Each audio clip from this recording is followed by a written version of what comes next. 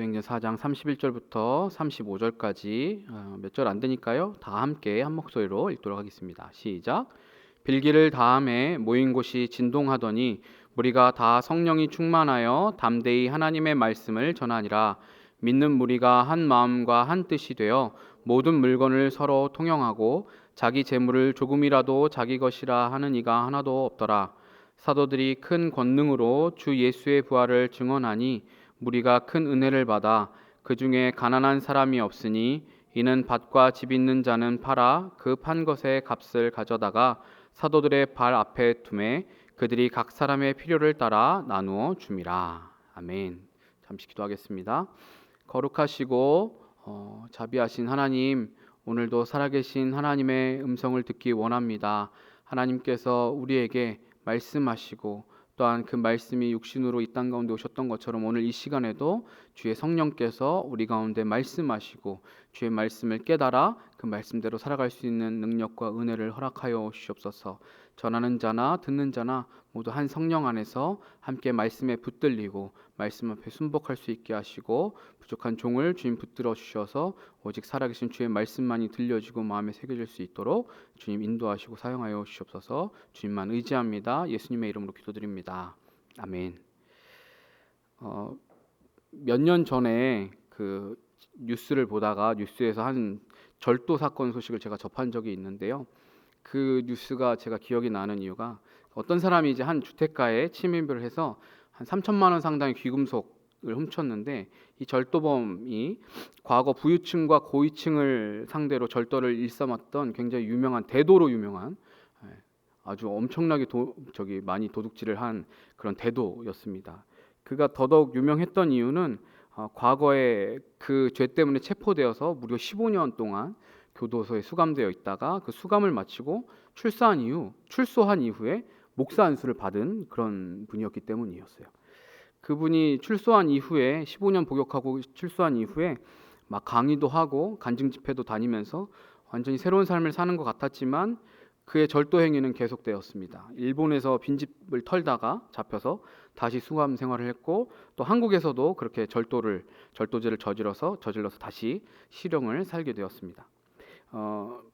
이 사람뿐만 아니라 과거에 조폭이었다가 혹은 고문 기술자였다가 출소 후에 목사 안수를 받았던 그런 사람들이 있습니다. 그러나 그런 회심을 했다고 말하는 그런 유명한 분들 치고 자신의 과거를 완전히 청산해서 다시는 같은 죄를 반복하지 않거나 혹은 진심으로 자기의 잘못을 인정하고 자기가 피해를 입힌 피해자들에게 사과하는 그런 분들은 흔치 않았던 것 같습니다. 거의 제 기억에는 없었던 것 같아요. 제가 서두에 이런 분들을 언급하는 이유는 과거에 큰 죄를 지은 사람들을 부정적으로 보게 하거나 혹은 그들이 달라질 수 없다라고 말하고자 함이 아닙니다. 당연히 과거에 큰 죄를 지었어도 진심으로 뉘우치고 회개하고 복음을 믿어서 전혀 다른 삶을 사는 그런 분들도 얼마든지 있죠. 왜 청소년부에서 졸업하면 청년부 올라오면서 졸업여행 제주도로 가잖아요. 그때 꼭 가는 곳 중에 하나가 제주도의 이기풍 기념관이에요. 우리나라 초기 처음으로 이제 목사 안수를 받은 분들 중에 한 분이신데 그 이기풍 목사님이 제주도 선교의 아버지라고 할 수 있는 분이거든요. 그 당시 제주도는 사실 섬이었기 때문에 외국과 거의 같은 그런 척박한 선교 지역이었어요. 근데 거기에 복음의 열정을 가지고 거기에 들어가죠. 근데 그 이기풍 목사님이 사실은 평양에서 굉장히 유명한 깡패였어요. 그래서 마페 선교사님을 때려서 턱에다가 상처 입히고 그 상처도 남아 있고 막 그런 유명한 일화도 있는데 완전히 그 소위 우리가 말하는 개차반, 망나니 막 이런 분이었어요. 평양에서 아주 알아주는 주먹을 쓰는 깡패였는데 나중에 예수님 믿고 이렇게 변화돼서 완전히 전혀 다른. 나중에 순교하셨거든요. 일제 신사참배 거부하시면서 나중에 순교하시는 이렇게 훌륭하게 이제 바뀐 삶을 살아가시는 그런 분들도 있습니다. 이제 앞서 언급한 분들이 목사 안수를 받음으로 보여준 그런 회심의 모습이 인간적인 노력으로만 그칠 때 얼마나 속절없이 무너질 수 있는지 저는 그것을 좀 오늘 같이 나누고 싶습니다. 예수를 믿는다는 것은 우리가 성령으로 거듭난다는 것은 이전과는 전혀 다른 삶으로의 변화를 의미합니다. 과거의 나는 죽고 내 안에 그리스도께서 사시는 것이기 때문에 우리는 도무지 이전과 같은 삶을 살 수가 없습니다. 그러나 그것은 내 의지와 내 노력에 따른 변화가 아니라 성령 충만으로 가능한 변화입니다. 성령께서 우리 안에 오셨기 때문에, 내가 예수님을 영접하는 그 순간 성령님이 내 안에 오셨기 때문에 내가 이전과는 다른 삶을 살 수 있는 그 원동력이 우리 안에 생기게 되는 것입니다. 제가 종종 이전에 우리 그 안식 목사님이 사용했던 비유를 인용하고는 하는데, 제가 오늘 교회를 걸어오다가 시속 150km로 달리는 5톤 트럭에 치였다고 지금 말한다면 여기서 그 말을 믿을 사람이 있겠습니까? 아침에 교회 오다가 제가 시속 150km로 달려오는 5톤 트럭에 치였어요. 그럼 제가 여기 있을 수가 없겠죠? 그죠? 시속 150km로 다니는 그 5톤 트럭에 치였으면 멀쩡할 수가 없잖아요. 절대로 여기 이렇게 서 있을 수가 없습니다. 곤죽이 되었거나 오징어처럼 막 흐물거리고 있겠죠? 어디 가루가 되었거나 흔적도 없이 사라졌을 수도 있어요. 하물며 예수님을 영접하는 것, 온 세상, 온 우주 만물의 창조주이신 하나님께서 내 안에 찾아오신다는 것은 5톤 트럭에 치인 것보다 더 엄청나고 강력한 사건인 것이죠. 엄청난 충격인 것이에요. 그렇게 되면 나는 절대로 이전과 같을 수가 없어요. 5톤 트럭에 치인 사람이 이전과 동일한 삶을 살 수 없는 것처럼, 그 전과 그 후가 완전히 다를 수밖에 없는 것처럼, 예수님을 영접한 이후부터 우리 그리스도인의 삶은 이전과는 전혀 다른 차원의 삶이 되는 것입니다. 과거의 죄인된 내 모습이 멀쩡하게 존재할 수 없는 것이죠. 그것을 다르게 표현하면 성령에 붙들린 삶을 사는 거예요. 이전에는 내가 주장하고 내 뜻대로 살고자 했던 그 삶이 이제는 성령님께 붙들려서 내 안에 계신 성령께서, 그리스도께서 사시는 삶으로 바뀌는 것, 변화되는 것, 그것이 바로 그리스도인의 삶입니다. 즉 그리스도인은 성령, 그리고 성령의 사람은 성령으로 변화된 사람을 말하는 것이죠. 성령으로 완전히 변화된, 뒤바뀐 사람입니다. 그리고 그것이 단회적인 변화가 아니라 그 순간 영접해서 막 감정이 막 복받쳐 오르고 눈물이 나고 그런 어떤 단회적인 어떤 한 사건, 그 단편적인 변화가 아니라 날마다 변화하는 사람입니다. 매일 주의 말씀 앞에, 주님 앞에 엎드려서 날마다 내 자아가 죽고 다시 내 안에 그리스도께서 더 살아나시고 성령께서 더 충만하게 일하시고, 그러한 삶이 계속 반복되는, 변화가 반복되는 삶인 것입니다. 지난달 이제 설교에서는 성령님의 사역에 어떤 것이 있는지 크게 두 가지를 제가 말씀드렸습니다. 첫 번째가 우리로 거듭나게 하시는 믿음을 성령님께서 주시는 것이고, 두 번째가 그 이후에 그 성령님, 우리가 예수님 영접한 이후에는 성령님께서 우리에게 권능을 주셔서 우리로 예수의 증인된 삶을 살게 하신다라고 그렇게 말씀드렸습니다. 오늘은 예수를 믿어서 성령으로 변화된 그리스도인들은 어떤 변화를 겪게 되는가, 어떤 변화가 그 삶에 일어나는가를 함께 나누고자 합니다.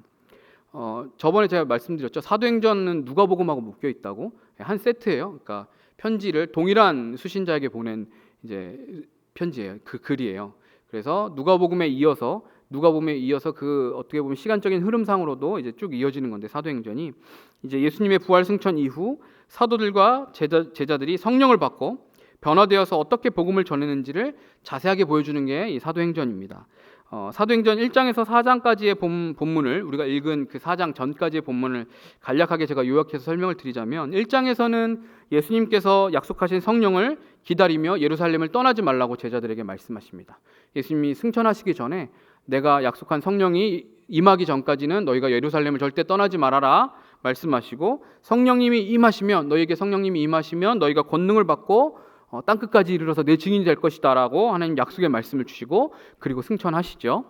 그 약속의 말씀을 붙들고 그래서 사도들과 제자들이, 예수님을 따르던 이들이 이제 예루살렘에서 머물면서 기다립니다. 그 당시만 해도 이제 예수님 믿는 사람들에 대한 핍박이나 안 좋은 시선이 존재했기 때문에 사실 도망가고 싶고 피하고 싶었을 거예요. 하지만 그 약속을 붙들고 기다립니다. 그리고 2장에서 드디어 그 약속했던 성령님께서 오순절에 임하시게 되고, 그 오순절 성령 강림 사건을 통해서 거기에 모여있던 그 함께 모여서 기도하던 그 예수님을 따르던 무리들이 이제 방언으로 기도하게 되죠. 방언을 말하게 되죠. 그걸 들은 예루살렘의 절기를 지키러 왔던 디아스포라 유대인들이 복음을 그들을 통해서 듣게 됩니다.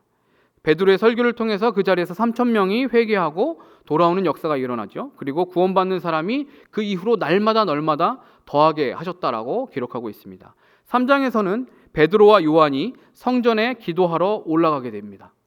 그리고 성전 미문에서 걷지 못해서 거기에 앉아서 구걸하는 사람들에게 구걸하고 있는 그 사람을 만나게 되고, 그에게 베드로가 은과 금은 내게 없지만 내게 있는 것으로 너에게 주노니 나사렛 예수 그리스도의 이름으로 일어나 걸으라 해서 그를 고쳐주는 사건이 일어납니다.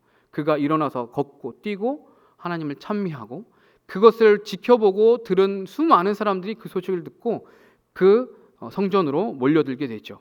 그리고 그들이 모인 그 솔로몬의 행각에서 그 모인 사람들에게 베드로가 말씀을 전파합니다. 복음을 전파합니다. 4장에서는 그렇게 그 성전의 솔로몬의 행각에서 베드로가 설교를 하고 있을 때 막 사람이 이렇게 막 웅성웅성 이렇게 엄청 무리가 몰려 있으니까 거기를 관리하는 자, 성전 맡은 자, 제사장들, 사두개인들이 그곳에 오게 되죠. 무슨 일이 일어나는가? 보니까 예수를 따르던 그 제자들, 그 무리들이 거기서 예수가 그리스도라고, 예수가 부활했다고 사람들에게 전하고 선포하고 있는 것이죠.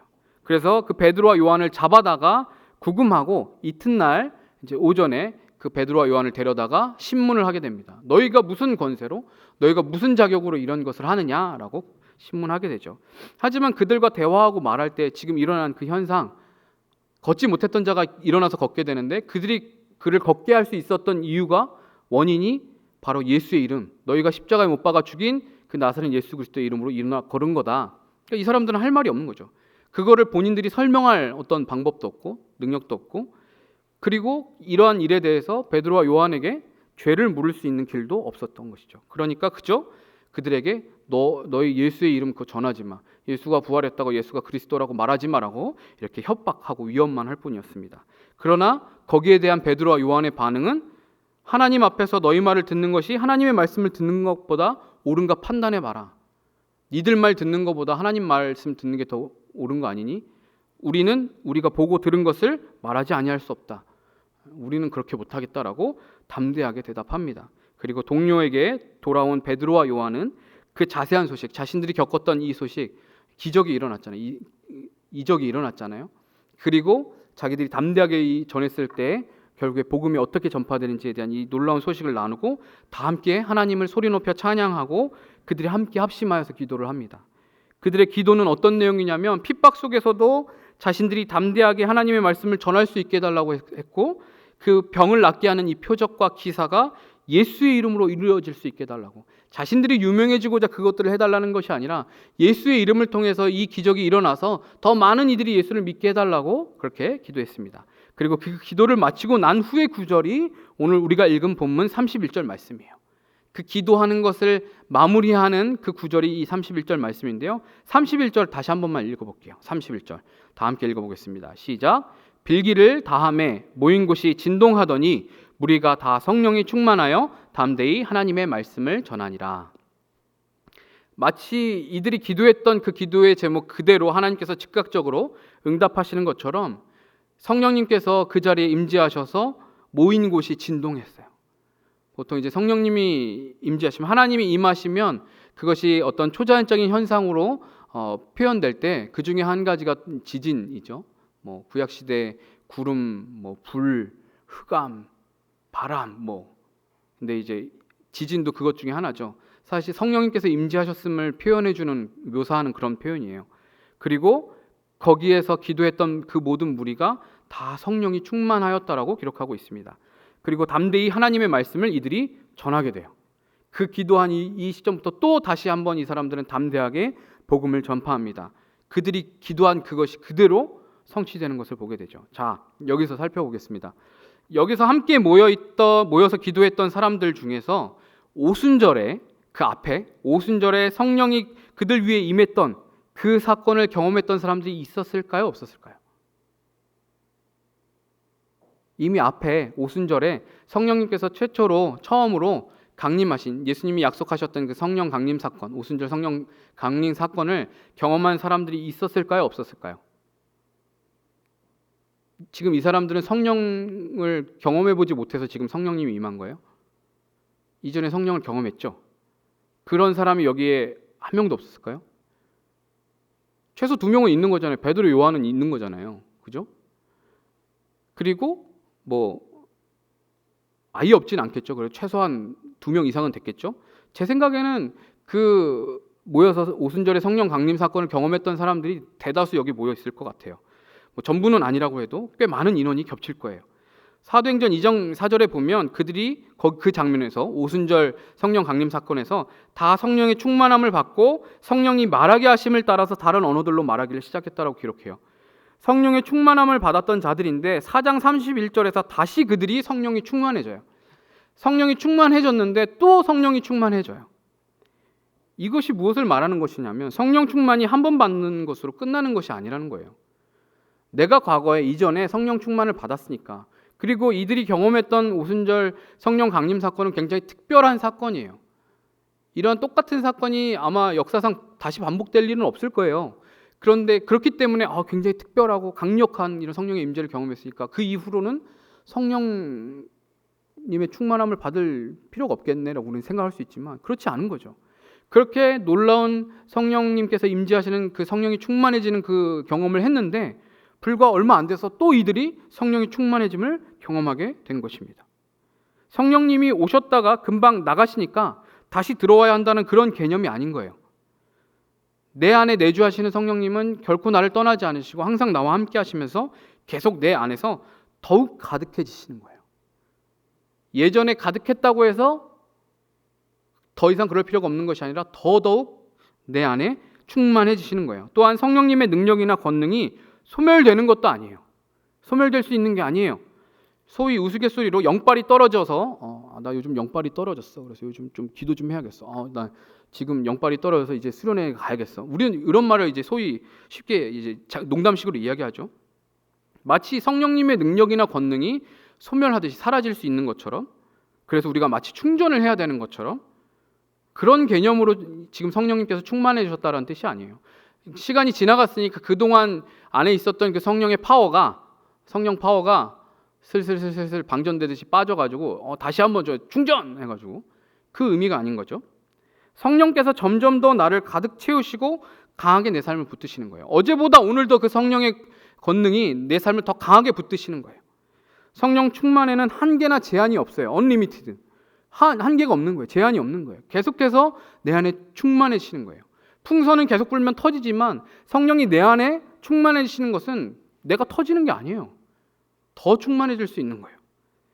분명 어제 성령 충만했었는데 오늘 또 성령 충만할 수 있는 것입니다. 그리고 그래야만 하는 것이고요. 베드로만 봐도 오순절 때뿐만 아니라 베드로는 그 오순절 성령 강림 사건 이후에 그걸 포함해서 총 3번이 성령 충만했다는 표현이 나와요. 우리는 예수님을 따르던 제자들은, 무리들은 2번이 언급이 되는 건데 4장까지. 베드로는 3번이 언급이 돼요. 성령 충만했다는 표현이. 이 오순절 사건, 그리고 두 번째는 4장 8절에서 성령이 충만하여서 관리들과 장로들에게 담대하게 선포하는 그 장면이 나오고, 그리고 31절 이 무리가 모여서 함께 기도하는 그때에도 성령이 충만하여서 성령이 충만해지는 이 총 3번이 나와요. 복음을 전파할 때, 모여서 기도했을 때 성령 충만해지는 것을 경험해요. 그들이 성령 충만해진 것을 성경이 어떻게 알 수 있다고 말하고 있죠? 어떤 행동의 결과로 그들이 성령 충만해진 걸 우리가 알 수 있어요? 어떻게 알 수 있죠? 그들이 담대하게 하나님의 말씀을 전파하잖아요. 그걸 보고 아는 거예요. 저 사람들 뭔가 달라졌는데? 이전까지는 예수를 믿는 것 때문에 잡힐까 봐 무서워서 숨어 있었던 그 제자들이 이제는 오히려 당당하게 담대하게 위협하는 그들에게, 협박하는 그들에게 나는 내가 보고 들은 것을 말하지 않을 수 없다라고 담대하게 이야기하면서 말씀을 더 열심히 전파하는 것이죠. 이런 행동으로 그들이 성령 충만해진 것이 드러나게 됩니다. 그래서 성령 충만으로 인한 변화, 그 첫 번째는 담대하여서 하나님의 말씀을 전하는 예수의 증인이 되는 거예요. 우리가 성령 충만해지면 우리가 담대하여지고, 그래서 담대해진 우리는 하나님의 말씀을 전파하는 예수의 증인이 됩니다. 오순절 성령 강림 때도 그렇고 성전에서 설교하는 베드로와 요한에게 제사장과 성전 맡은 자, 사두개인들이 왔을 때도 그렇고, 오늘 본문에서 그들이 하나님 앞에 기도하고 나서도 그렇고, 성령 충만한 그들의 모습의 공통점은 하나님의 말씀을 담대하게 전한 것이었어요. 누가 뭐라고 하든, 누가 협박을 하든, 내 목에 칼을 대든 그거에 상관없이 담대하게 예수님이 그리스도시라고, 예수님이 부활하신 생명의 구원자시라고 전파하는 것이었어요. 그들이 성령 충만함을 받았다는 것을 알 수 있는 근거, 그것은 그들이 담대해졌다는 그들이 담대해졌다는 것을 알 수 있는 근거는 그냥 그게 그저 말로 나 성령 충만 받았어, 나 성령 충만해졌어, 그걸로 우리가 알 수 있는 게 아니겠죠. 야, 나 기도하다가 성령 충만 받았어, 성령님이 나한테 오셨어. 그것만으로 그 사람이 성령 충만 받았는지 알 수 없어요. 어떻게 이 사람들이 성령 충만했는지 알 수 있는가? 결국 성령 충만한 자의 행동으로 알 수 있는 것인데, 그들의 삶에서 행동으로 표출되는 것을 보고서 알게 되는 것인데, 그 행동이 무엇이냐면 바로 하나님의 말씀을 전하는 거예요. 하나님의 말씀을 전파하는 거예요. 예수의 증인이 되는 거예요. 예수를 믿어서 내 안에 성령께서 들어오신 사람, 그리고 그 성령이 날마다 충만해지는 사람은 어떤 삶을 사느냐, 어떤 변화된 삶을 사느냐? 예수를 전하는 삶을 사는 거예요. 예수를 증거하고 나타내고 보여주는 삶을 사는 거예요. 옷 속에 불이 붙었어요? 그럼 그 사람이 가만히 있을 수 있을까요? 옷 속에 불이 붙었는데 이러고 가만히 있을 수 있어요? 잘 모르시겠으면 한번 불을 질러 드릴까요? 그 뜨거운 불덩이를 주체할 수 없어서 막 뛰어다니고 이걸 어떡하지 막 끌려고 몸부림치겠죠. 가만히 있지 않겠죠. 마치 그것처럼 내 안에 뜨거운 불 같은 성령님이 충만해지시면 예수 그리스도를 드러내지 않고는 견딜 수가 없는 거예요. 예전에 제가 대학생 때 선교단체에서 특이한 친구 하나 있었는데 맨날 찬양할 때마다 막 방방 뛰는 친구였어요. 그 친구는 찬양할 때 견딜 수가 없다고 그러더라고요. 자기 너무 기뻐서 가만히 있지를 못하겠다고. 하나님 찬양하는 게 너무 기뻐서. 마치 그것처럼 가만히 있을 수 없는 거예요. 내 안에 그 뜨거운 성령님이 표출되는 거예요. 튀어나오는 거예요. 예수님이 내가 막 틀어막고 어떻게 감추려고 해도 내 삶에서 예수님이 자꾸 튀어나오는 거예요. 드러나는 거예요. 옆구리를 찌르기만 해도 복음이 나오는 거예요. 예수 믿으세요. 그죠? 그래서 우리 어른들은 힘든 일이 있을 때 아이고 주여, 네. 일어나면서 허리 아플 때 주여, 아이고 주여, 아이고 주여, 이렇게 하시잖아요. 물론 그게 이제 성령 충만하다는 증거란 얘기는 아니고, 그 정도로 우리가 우리 삶에서 예수 그리스도가 나타나야 되고 표현될 수 있어야 된다는 거예요. 이거는 단지 적극적으로 뭔가 우리가 막 노방전도하면서 예수님을 전하는 것에만 국한되어 있는 게 아닙니다. 인위적으로 그렇게 보이려고 하지 않아도 내 모습과 삶에서 복음이 예수 그리스도가 드러나게 된다는 것을 말하는 거예요. 예수 그리스도의 향기라고 말하잖아요. 향기는 내가 막 향기를 내야지, 이렇게 해야지 향기가 나는 게 아니잖아요. 그죠? 향기는 가만히 있어도 나는 거예요. 예수 그리스도의 향기, 결국 내 모습을 통해서 내가 인위적으로 뭔가 하지 않아도, 물론 할 필요도 있지만 인위적으로 내가 하지 않아도 나를 보면, 그 사람을 보면, 야, 예수 믿는 사람은 저렇게 사네. 야, 정말 궁금하다. 저 친구는 어떻게 저렇게 살까? 저 친구가 저렇게 평안함을 누리는 비결은 뭘까? 궁금해지게 만드는. 그래서 사실 그리스도인들은 매력적인 삶을 사는 사람들이어야 돼요. 어떻게 보면. 재채기와 사랑은 감출 수 없다라는 말이 있죠. 그것처럼 우리가 성령 충만해서 예수님을 사랑하면 사랑할수록, 예수님을 향한 그 사랑, 예수님을 향한 그 마음이 우리가 충만해지고 가득해지면 가득해질수록 우리가 예수님을 생각할 때, 요즘 여러분들 표현으로 눈에서 꿀 떨어진다고 하잖아요. 예수님 생각하면 내 눈에서 꿀이 떨어지는 거예요. 그거를 누구나 보면 알잖아요. 이 친구 요즘 연애하는구나. 이 친구 요즘 사랑에 빠졌구나. 그걸 우리가 알 수 있는 것처럼 우리가 예수님을 사랑하면, 우리가 성령님을 사랑하면 그것이 내가 말하고 다니지 않아도 다른 사람의 눈에 보이는 거예요. 저 사람 예수 믿는 사람이네. 성령 충만하면 고난과 역경 가운데서도 오히려 우리가 기뻐하고 감사하고 더욱 예수를 자랑하고 싶고 나누고 싶어져요. 그 예수 이름을 드러내고 싶어져요. 바울과 실라는 옥에 갇혀서 매질을 당했는데도 찬양하잖아요. 그래서 사도들은 자신들을 협박하는 관리들과 제사장들을 향해서 우리가 보고 들은 것을 말하지 않을 수 없다라고 말하는 거예요. 핍박의 상황에서도 예수가 튀어나오는 거예요. 우리가 보고 들은 거 그대로 우리는 말할 거다. 그들이 담대해졌다는 게 공포심이나 두려움을 아예 못 느끼게 되었다는 그런 뜻일까요? 그렇지 않아요. 마취 주사 맞는 것처럼 그런 감정이 사라지는 걸 말하는 게 아니에요. 성령 충만해지면 두려움 따윈 몰라. 무당이랑 뭐가 다르죠? 무당이 작두 위에 올라가잖아요. 작두 타는데.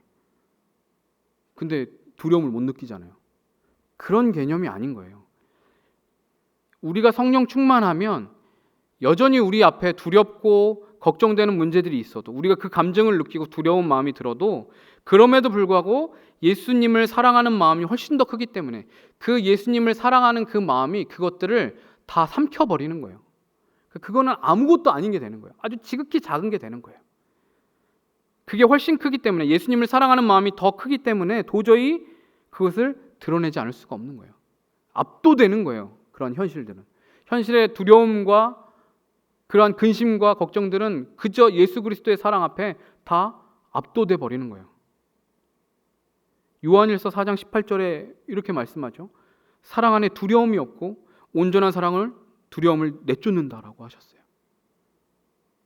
예수님을 사랑하는 것, 성령 충만해서 하나님을 사랑하는 것, 예수님을 사랑하는 것은 결국 우리 안에 두려움이 내쫓기는 거예요. 사랑에 압도당해서. 사랑하는 여러분, 여러분은 담대하게 예수를 드러내고 증거하는 삶을 살고 있습니까? 여러분의 삶에 성령 충만함으로 예수가 흘러넘치고 있습니까? 여러분의 삶에서 예수님이 흘러넘치는 게 주체가 안 돼야 돼요. 사실은 어떻게 보면 매력이 이렇게 줄줄 흐른다라고 표현하죠. 매력이 넘치는 사람을 보면서 여러분들에게는 예수 그리스도라는 매력이 줄줄 흘러넘쳐야 돼요. 다른 사람이 그래서 여러분들이 지나간 자리를 보면 아유 여기 저기 박지은이 지나간 자리구나 이러면서 저희 예수 믿는 애 저희 지나간 자리 이렇게 느낄 정도로 알아야 되는 거예요. 여러분의 모습을 보면서 여러분의 친구 혹은 여러분의 가족이 내가 믿는 예수를 궁금해하고 자기도 믿고 싶다라고 할 것 같으세요? 한번 스스로에게 질문해 보세요. 내가 우리 가족에게 혹은 내 친구들에게 내가 믿는 예수님의 모습을 그렇게 보여주고 있었나? 우리가 예수를 믿는다고 하는데도 우리 삶에 하나님의 말씀이 선포되지 않고 우리의 모습 속에서 예수님의 성품과 사랑이 드러나지 않는다면 우리는 성령 충만하지 않은 거예요. 물론 더 근본적으로 내가 예수님을 영접한 게 맞는가 이런 고민이 생길 수도 있겠죠.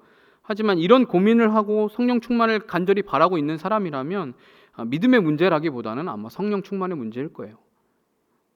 이 사람 믿음이 없는 사람이다 이 말이 아니라는 거예요. 믿음이 없다면 아예 그런 고민 자체를 하지 않거든요. 그러니까 그런 고민이 있다라는 것 자체는 아직 내 안에 이미 예수를 믿는 믿음은 있지만 성령 충만함이 아직은 없다라는 그런 의미이니까 오히려 성령 충만을 가지고 고민하고 기도해야 되는 것이죠. 내 삶에 예수님의 성품이 드러나는가? 예수 그리스도의 사랑이 전파되는가? 예수의 향기가 나를 통해서 다른 사람들에게 풍겨지고 있는가? 우리는 그것을 점검하고 돌아봐야 합니다.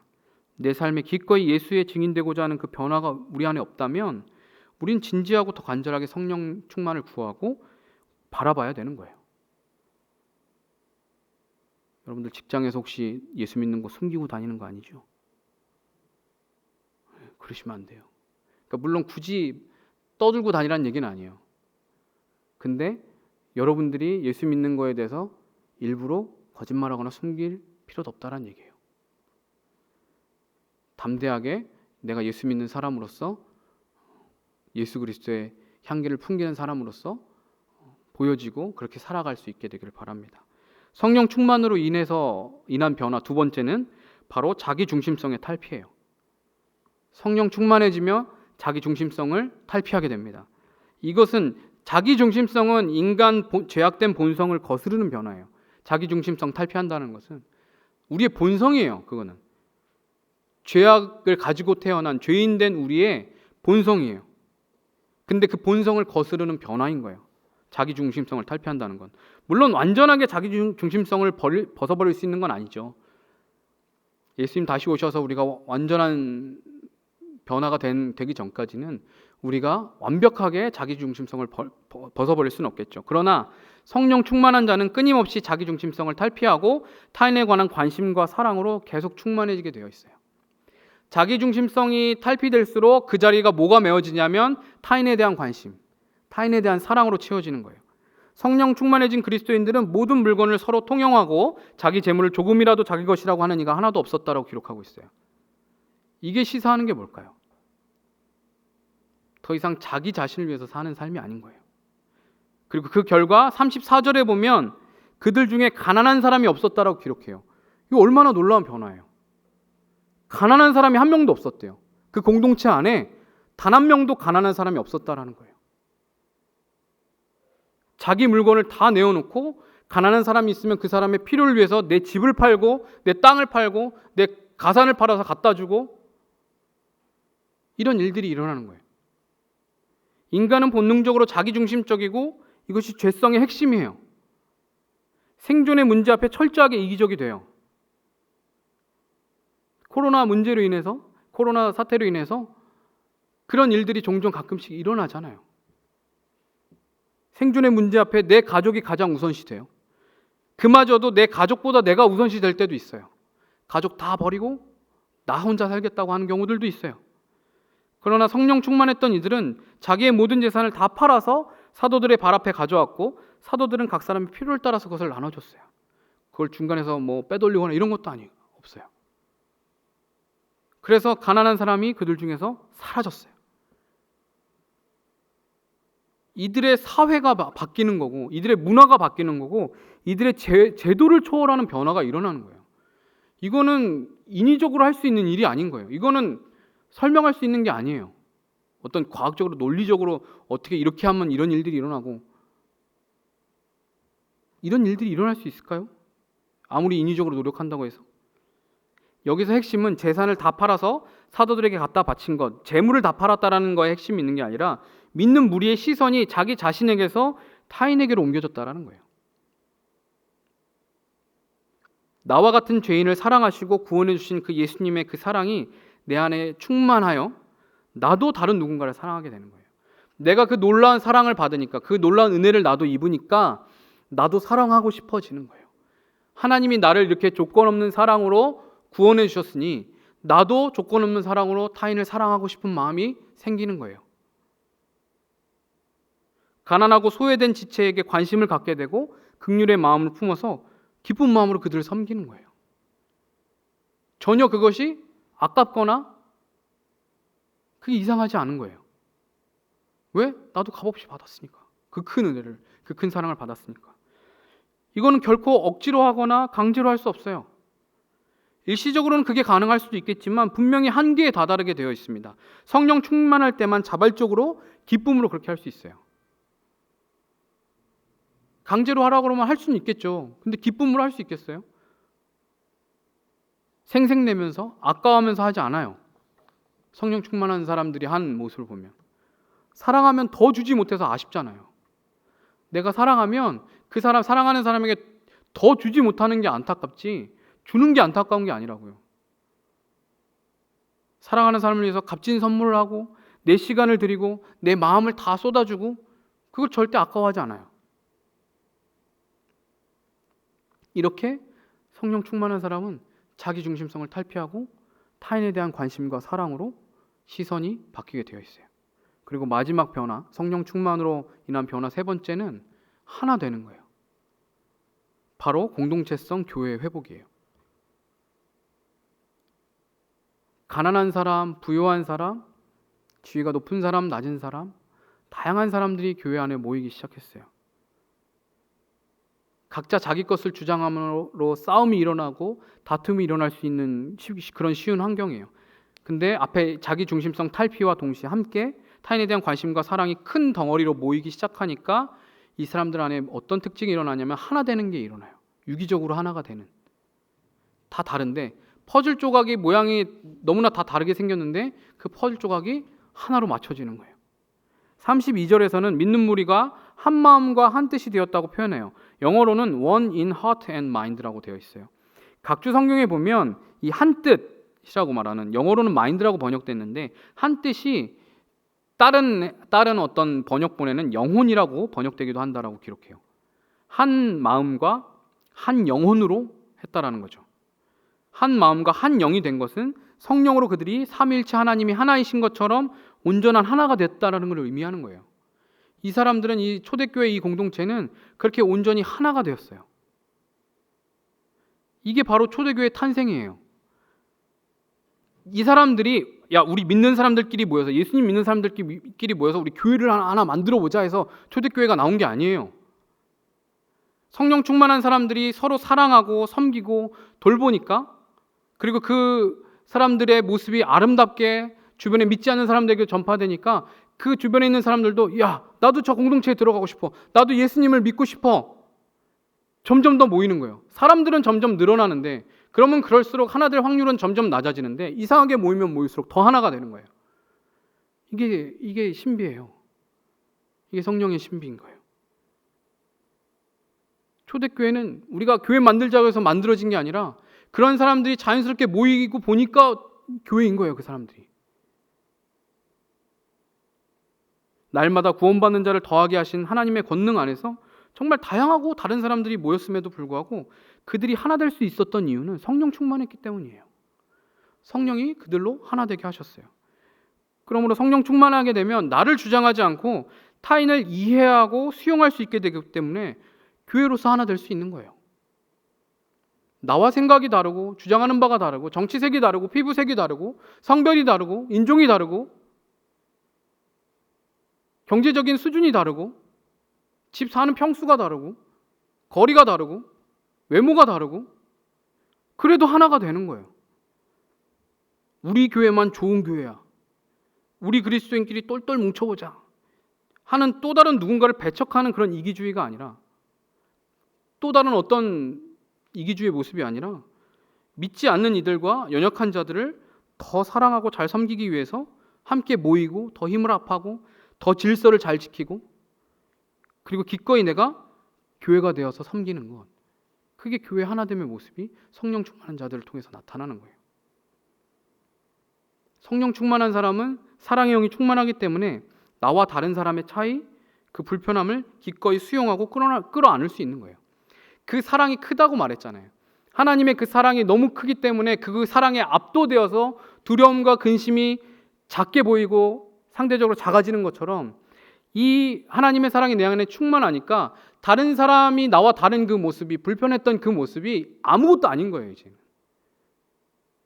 너무너무 사랑하니까 그것이 그냥 품어지는 거예요. 그것이 그냥 용납되는 거예요. 용서되는 거예요. 참아지는 거예요. 모든 것을 참는 거죠. 고린도전서 13장 7절에 보면 사랑은 오래 참고 모든 것을 참아준다라고 기록해요. 사랑하면 모든 걸 참아주게 되어 있어요. 베드로전서 4장 8절은 뭐라고 얘기해요? 사랑은 허다한 죄를 덮는데요. 내 옆에 있는 지체에 허물이 보여도 그걸 덮어주는 거예요. 사랑이 있으니까. 그러니까 하나 될 수밖에 없죠. 다툼이 일어나지 않는 거예요. 이렇게 교회가 세상에 드러나는 그 사랑의 모습이 그 변화된 성령 충만으로 변화된 공동체인 교회, 그 사랑의 공동체의 모습이 오늘 담임 목사님 설교 때 자세하게 언급을 하셨어요. 그래서 여러분들 오늘 집에 가셔서 오늘 오후에는 담임 목사님 설교를 유튜브로 들어보세요. 오늘 설교 말씀 듣는데 계속 울컥울컥 했어요. 말씀을 들으면서. 사랑으로 우리가 서로 수용하고 사랑하고 품어줘야 되는 거예요. 그런 하나된 공동체가 되어야 되는 거죠. 성령 충만으로 인한 변화를 세 가지 말씀드렸습니다. 첫 번째, 담대함으로 예수의 증인되는 것. 두 번째, 자기 중심성을 탈피해서 타인에 대한 관심과 사랑으로 섬기게 되는 것. 세 번째, 하나됨, 공동체성의 회복과 교회됨이라고 말씀드렸어요.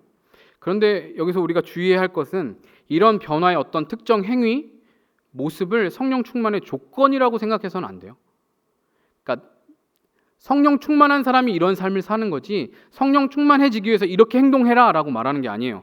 내가 담대하게 복음을 전하겠다고 무작정 북한에 들어가서 복음을 전한다거나 내가 가족들은 생각하지 않고 전 재산을 팔아서 남에게 나눠준다고 교회에서 봉사는 다 한다고 내가 성령 충만한 사람이 되는 게 아니에요. 성령 충만하면 앞뒤가 바뀌면 안 돼요. 성령 충만하면 내가 북한에도 담대히 들어가서 복음을 전할 수도 있게 되는 거예요.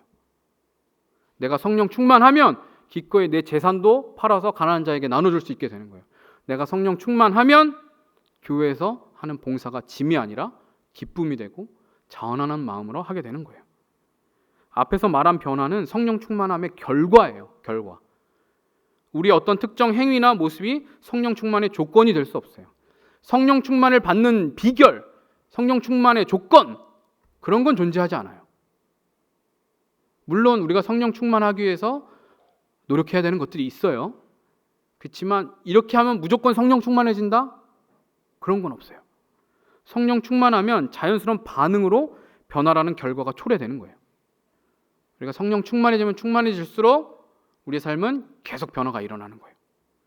물론 우리가 앞에서 언급한 변화된 모습, 변화된 삶의 행동들을 바라고 추구하면서 살아갈 수 있어요. 그렇게 살아가야 하기도 하고요. 때로는 내가 아직 성령 충만하지 못해도 그렇게 살아가고자 하는 노력이 우리의 신앙과 영성의 훈련적인 차원에서 필요하기도 해요. 봉사도 하고 열심히 훈련도 받고 하는 거, 내가 아직 성령 충만하지 않아도 그렇게 할 필요는 있어요. 훈련적인 차원에서. 그러나 우리가 그렇게 노력하는 건 한계가 있어요. 일시적으로는 그것이 내가 어떤 동기부여가 되고 출발점을 끊는 데는 필요할 수 있죠. 그렇지만 그것이 지속되기 위해서는 결국 성령께서 우리 안에 충만하게 거하시지 않으면 우린 그것을 감당할 수 없는 거예요. 우리의 의지만 가지고 지속했을 때 보통 그래서 번아웃이 찾아오는 거예요. 교회 봉사 열심히 하다가 결국 번아웃 돼서 다 그냥 봉사만 잠깐 쉬면 모르겠는데 교회를 떠나기도 하는 일이 일어나게 되는 거예요. 오히려 신앙의 침체나 위기가 찾아올 수 있어요. 그러니까 우리가 항상 주의하고 점검하고 돌아봐야 될 것은 내가 성령 충만함을 하고 있는가? 내가 뭘 많이 하고 있는가? 내가 성령 충만한 사람처럼 보이는 어떤 삶을 내가 살고 있는가? 이거보다 더 중요한 게 뭐냐면 나는 예수님과 동행함으로 성령이 충만한 사람인가? 그것이 우리에게 가장 중요한 거예요. 그러므로 우리는 항상 성령으로 내 영이 충만해져야 하며 말씀으로 내 내면이 매일 개혁되어야 되는 거예요. 신학을 이야기할 때 개혁주의 신학이라고 말해요. 그 개혁주의 신학은 무엇이냐면 날마다 개혁되는 걸 말하는 거예요. 내 삶이 하나님의 말씀 앞에 오늘도 내일도 날마다 개혁되는 거예요. 바뀌는 거예요. 변화되는 거예요. 지금 내가 갖고 있는 이것이 영원 무궁토록 지속되고 이것만 붙들고 있는 게 아니라 이 신학만 정답입니다, 옳습니다 하고 하는 게 아니라 그 신학이 또 개혁되고 그걸 개혁주의 신학이라고 말하거든요. 우리 삶도 마찬가지예요. 하나님의 말씀에 비추어서 내 자신이 날마다 개혁되는 게 제대로 된 그리스도인의 삶인 거예요. 성령 충만한 자가 이런 변화된 삶을 살 수 있고 그런 삶을 지속할 수 있는 사람도 날마다 성령과 말씀으로 충만해지고 변화되는 사람인 것입니다. 우리가 예수를 믿고 성령 세례를 받아 나타난 삶의 변화가 다이나믹하고 극적인 변화이든지 모태신앙들처럼 점진적인 변화이든지 아주 서서히 천천히 변화되는 그런 모습이든지 결국 인간의 의지와 노력만으로는 반드시 한계점에 다다르게 되어 있어요. 각자마다 변화의 모습, 변화의 정도, 변화의 빠르기 그것이 다 다를 거예요. 하지만 그것이 우리의 의지와 노력만으로만 지속된다면 결국엔 여러분들은 다 한계에 부딪히게 될 거예요. 그래서 우리는 성령으로 내 영이 날마다 충만해져야 되는 거예요. 그리고 성경 말씀으로는 내 이성과 내 내면이 날마다 충만해져야 되는 거예요. 이 두 가지가 날마다 우리의 삶에 이루어져야 돼요. 내 영혼은 성령으로 충만해지고 내 마음과 내 이성은 하나님의 말씀으로 충만해지는 것. 성령 충만, 말씀 충만. 그렇지 않으면 우리는 변화된 삶을 지속할 수 없는 거예요. 앞에서 예로 들었던 목사 안수까지 받았는데 그런 분들이 다시 과거로 돌아가서 절도를 또 하고 하는 것처럼 우리는 다시 예전으로 다시 회개하는 거예요. 하지만 우리가 성령 충만하면 우리의 삶은 그 변화된 삶을 지속해 갈 수 있는 것입니다. 그렇다면 성령 충만, 말씀 충만할 수 있는 길은 그럼 기도만 하면 되는 겁니까? 저는 우리가 성령 충만, 말씀 충만할 수 있는 그 길을 5가지 정도로 간단하게 말씀드리고 오늘 말씀 마무리하려고 해요. 우리가 성령 충만하려면 무엇을 우리가 집중하고 신경 써야 되는 것인가? 이거는 사실 교회 성장의 원리이기도 해요. 교회가 성장하기 위해서 놓치지 말아야 될 5가지 핵심. 여러분이 삶의 목표로 삼아야 되는 중요한 목적으로 삼아야 되는 것들. 이것들을 여러분들의 삶에서 견고하게 세워가고 놓치지 않을 때 성령 충만해질 수 있습니다. 첫 번째는 예배예요. 그리스도인이 성령 충만할 수 있는 가장 기초적이면서 중요한 영역이에요. 예배가 무너지면 모든 게 무너질 수 있어요. 그래서 코로나 시대에 걱정하는 것이 예배가 무너짐으로 결국 신앙의 모든 근간이 흔들리게 될까 봐 그것이 목회자들의 걱정인 거예요. 안 믿는 사람들은 저기 헌금 못 건너서 걱정한다. 그래서 예배 못 드려서 안 달랐다 이렇게 얘기하는데 물론 그런 걱정이 되는 상황들도 있어요. 그런 교회들도 있어요. 하지만 목회자들이 대부분 그거보다 더 걱정하는 것은 예배가 무너지면 사실 우리가 성령 충만으로 살아갈 수 있는 그 근간이 흔들리기 때문에 그래요. 주일 예배뿐만 아니라 주중 예배, 새벽, 가정 어디에서든지 여러분의 그 예배를 삶의 최우선순위에 두셔야 돼요. 이거는 코로나 시대가 끝나고 나서도 마찬가지예요. 여러분의 삶의 예배가 여러분의 삶의 중심이 되지 않으면 여러분들의 삶의 어떤 영적인 기반은 든든해질 수가 없습니다. 성령님의 임재와 은혜를 누리는 최적의 자리는 예배의 자리예요. 하나님이 임재하시고 은혜를 부어주시는 그 자리는 하나님을 찬양하고 높여드리는 그 자리, 예배의 자리입니다. 예배 자리를 사모하고 귀하게 여기시기 바랍니다. 두 번째는 바로 기도와 말씀 묵상이에요. 이거는 개인 영성 차원에서 말씀드리는 거예요. 앞에서 말씀드린 대로 날마다 성령 충만하기를 기도하세요. 간구하세요. 그리고 말씀으로 내 내면이 충만해지도록 말씀을 계속 붙드세요. 큐티하세요. 날마다 매일매일 말씀 붙들고, 여러분이 뭐 직접 쓰지 않아도 말씀이라도 훑고 꼭 보고 하는 시간들을 꼭 갖길 바랍니다. 세 번째는 훈련하는 거예요. 훈련 받는 것. 성경 공부, 제자 훈련, 수련회, 특별 집회, 다양하죠. 이런 훈련들이 많습니다. 이 훈련들은요, 마치 우리 영혼의 특별 양식과 같아요. 특별식. 이런 기회가 있을 때 여러분 바쁨을 핑계로 혹은 귀찮음을 핑계로 놓치는 일이 없길 바라요. 이 기회가 있을 때, 이런 훈련의 자리가 있을 때 여러분들이 그것을 잘 붙들어서 그걸 잘 사용해서 여러분의 신앙이, 또한 여러분의 영혼이 성령 충만되도록 그 기회로 삼아야지 그것을 놓치는 일이 없어야 되겠습니다. 성령은 자유의 영이시지만 때로는 우리를 훈련하시기 위해서 광야로 인도하기도 하시는 분이세요. 예수님 공생을 시작하기 전에 광야로 성령님이 이끌고 가시잖아요. 때로는 우리를 훈련하시기 위해서 그렇게 하시는 경우들이 있어요. 네 번째는 봉사예요. 공동체적 차원이에요. 이거는 봉사는 성령 충만이 동력이에요. 성령 충만한 사람이 봉사할 수 있어요. 온전히 봉사할 수 있어요. 그러나 봉사를 통해서 더 성령 충만해지기도 해요. 봉사하는 자를 통해서 누군가를 섬기고 누군가를 사랑하는 그 일을 통해서 내가 더 성령 충만해지기도 해요. 마치 톱니바퀴처럼 같이 맞물려서 가는 거예요. 공동체와 이스라엘을 사랑하고 섬길 때 나와 공동체가 모두 부욕해 되는 거예요. 그것이 나를 부욕해도 하지만 우리 공동체도 부욕해 하고, 그럼 서로 윈윈인 거예요. 나도 부욕해 되고 우리 공동체도 부욕해 되고, 내가 날마다 성령 충만하여짐으로 누군가를 섬기고, 그것이 내 눈에 보이는 것들이 여러분들에게 하나님이 주신 섬기는 자리라는 걸 기억하길 바랍니다. 다섯 번째는 교제입니다. 그리스도의 몸 안에서 서로 격려하고 세워줘야 돼요. 우리는 불완전하기 때문에 각 지체를 통해서 온전해지도록 하나님 부르셨어요. 그래서 손가락은 5개지만 그 역할이 다 다른 것처럼 우리가 우리의 불완전함을 서로가 도와주고 서로가 지탱이 되어주는 그런 역할을 합니다. 그래서 서로 중보해주고 또 교제하면서 서로의 모습에서 선한 영향력을 받고, 나는 부족한 부분들을 다른 누군가가 하는 그 모습을 보고 내가 도전받고 배우고 나도 그걸 또 따라하면서 성장하기도 하고, 그렇게 함께 교제하면서 우리가 성령 충만해질 수 있습니다. 5가지 말씀드린 거 잘 기억하실 수 있기 바라고요. 사랑하는 여러분, 여러분은 이미 변화의 사람이세요. 이 자리에 나와 있는 것만으로도 여러분들은 변화의 사람입니다. 이미 저와 여러분 안에 성령님께서 함께 하십니다. 그래서 우리는 변화되었습니다. 그 변화의 삶이 제자리 걸음으로 멈추지 않으려면 우리는 끊임없이 변화되어야 돼요. 신앙은요, 가만히 있으면 그 제자리의 그 상태 유지가 아니고 현상 유지가 아니고요, 퇴보하는 거예요. 우리가 앞으로 전진하지 않으면 그냥 제자리 걸음이 아니라요, 그건 퇴보하는 거예요. 신앙이 퇴보되는 거라고요. 날마다 우리가 변화되고 성령 충만하지 않으면 우리의 신앙은 점점점 밑바닥 칠 수밖에 없어요. 하지만 우리가 날마다 성령 충만하고자 하나님을 붙들고 주의 말씀으로 충만해질 때, 끊임없이 변화될 때 우리는 성령 충만해지고 날마다 성장하고 변화됩니다. 성령 충만한 사람은 계속 변화하는 사람이에요. 날마다 변화되는 사람입니다. 안 좋게 바뀌는 변화가 아니라 어제보다 오늘 더 주님을 사랑하게 되는 변화를 말씀드리는 거예요. 오늘보다 내일이 더 이웃과 공동체를 사랑하게 되는 그런 변화입니다. 그리고 이 변화는 내 의지와 노력이 아닌 내 안에 계신 성령께서 이루실 거예요. 두려워하지 마시고 걱정하지 마세요. 성령님이 그 일을 이뤄 가실 거예요. 여러분은 여러분의 삶을 성령께 내어 맡기시기만 하면 됩니다. 성령 충만으로 변화의 사람이 되어서 담대하게 예수의 증인이 되고 이웃과 세상을 섬기는 하나된 교회로 함께 세워져가는 저와 여러분 되기를 간절히 부탁드립니다. 같이 찬양하고 기도할까요?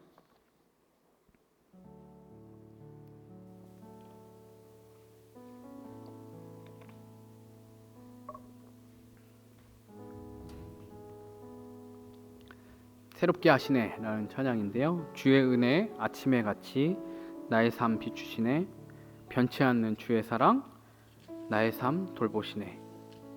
매일 새로운 그 사랑, 매일 새로운 그 은혜, 나를 새롭게 하시네. 매일 새롭게 하시네.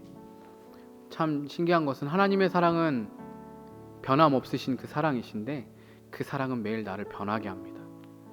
하나님의 그 사랑이 늘 신실하시지만 그 사랑은 매일 우리에게 새롭게 다가와요. 그 은혜는 내가 어제 구원을 받았으니까 그 구원의 감격이 내일은 사라지는 것이냐? 아니요. 내일은 그 구원의 감격이 더 새롭게 되는 거예요. 그것이 우리가 그리스도인들이, 우리 성령 충만한 자들이 누리는 삶입니다. 이 찬양의 가사를 깊이 생각하면서 함께 부르도록 하겠습니다.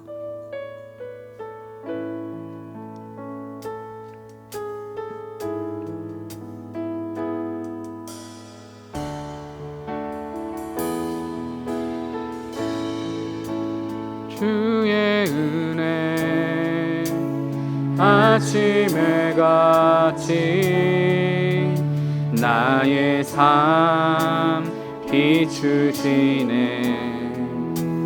변치 않는 주의 사랑 나의 삶 돌보시네. 매일 새로운 그 사랑 매일 새로운 그 은혜 나를 새롭게 하시네. 매일 새롭게 하시네. 주의 은혜 주의 은혜 아침에 같이 나의 삶 비추시네. 변치 않는 주의 사랑 나의 삶 돌보시네. 매일 새로운 그 사랑 매일 새로운 그 은혜 나를 새롭게 하시네.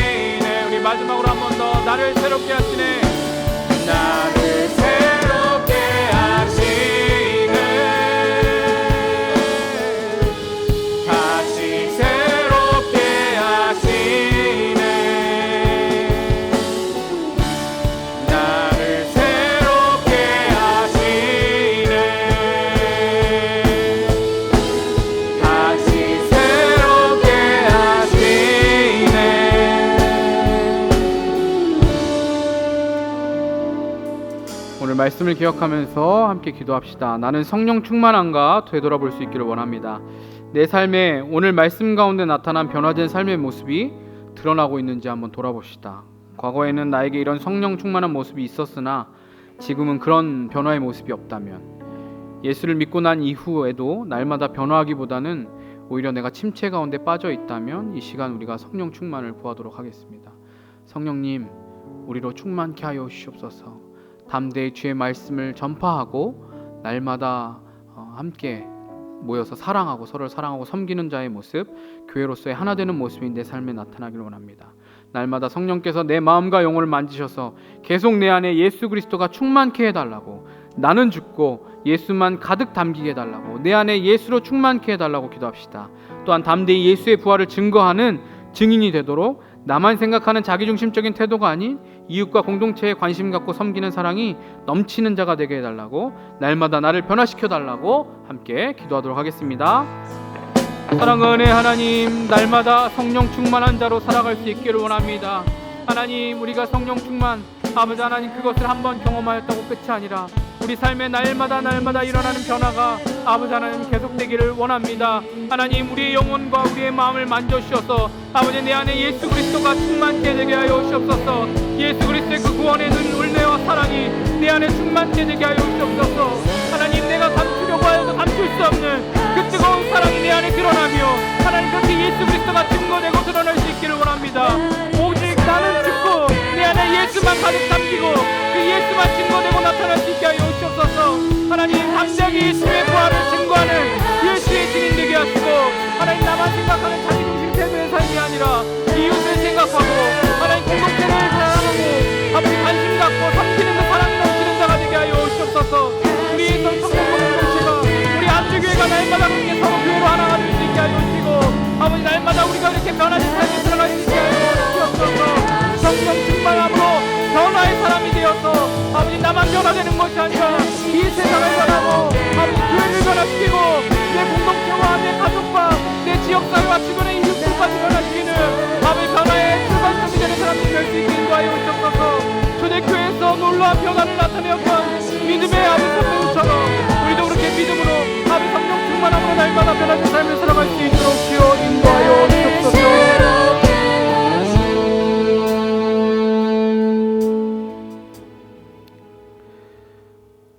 지금도 살아계셔서 우리와 늘 함께 하시고 또한 우리로 날마다 하나님의 음성을 들려주시고 그 말씀대로 살아갈 수 있게 인도하시는 하나님, 또한 우리 안에 계시는 성령님 감사합니다. 우리를 사랑하셔서 하나님, 우리를 떠나지 않으시고 늘 우리와 함께 하시며 우리의 작은 아픔까지도 아셔서 우리를 공감하시고 늘 우리를 위로하시며 우리와 동행하시는 하나님, 우리 안에 계신 그 성령님이 하나님, 그냥 늘 똑같은 자리, 그 똑같은 모습으로 계시는 것이 아니라 날마다 우리 내면을, 우리 심령을, 우리의 영혼을 가득 채우는 그러한 삶을 살 수 있게 되기를 원합니다. 성령님이 내 안에 더 충만해져서 어제보다 오늘보다 내일 더 그 성령님께서 충만해지셔서 그 하나님의 놀라운 사랑이, 예수 그리스도의 사랑이 우리의 삶 가운데 넘쳐 흘러갈 수 있도록 주님, 우리를 성령 충만한 사람으로 세워 주시옵소서. 하나님, 날마다 변화된 삶을 살기 원합니다. 이전과 같은 삶을 살고 싶지 않습니다. 하나님, 그 변화의 주님, 그 변화의 성령님께서 우리의 삶을 인도하셔서 그 성령님께 우리의 삶을 맡겨서 우리가 날마다 그렇게 변화된 삶을 살아갈 때, 또한 우리가 그렇게 변화된 모습을 세상 가운데 나타낼 때